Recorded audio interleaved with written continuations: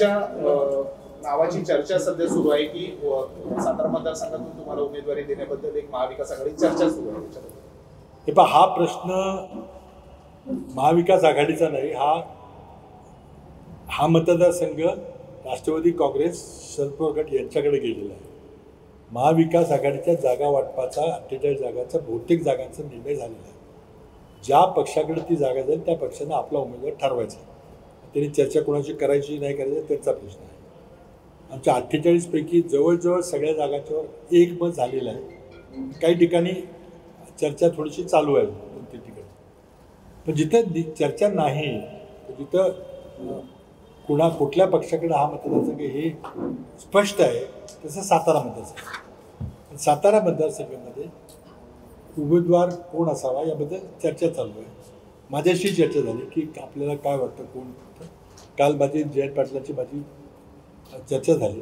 मी माझी मतं त्याला सांगितली. पण शेवटी आम्ही त्यानंतर पाटणला आणि कराडला महाविकास आघाडीचे मोठे मेळावे घेतले.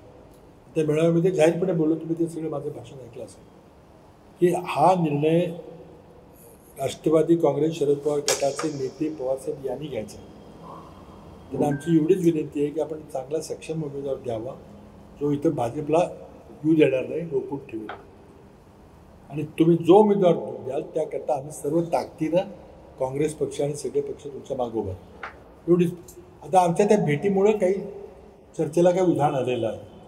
त्याला काही अर्थ नाही. आणि त्यामुळे जे काही साताऱ्याबद्दल विचारत असेल ते तुम्ही जयंत पाटलांनी पवारसाहेबांना विचारलं. बाबासाहेब, तुमचा विचार आहे का शरद पवारांनी जर तुम्हाला तशी ऑफर दिली?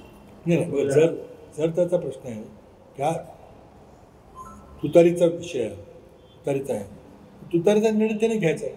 समजा काही ह्याच्यामध्ये झालं की नाही, आपल्याला काही इतर पर्याय सापडत नाही, तुम्ही काँग्रेसनी ही लढवावी असं जर काही प्रस्ताव आला, तो काय आलेला नाही, तर त्यावेळेला विचार करता येईल. मला या ठिकाणी जातीवादी प्रतिनिधी नको आहे. कोणालाच नको.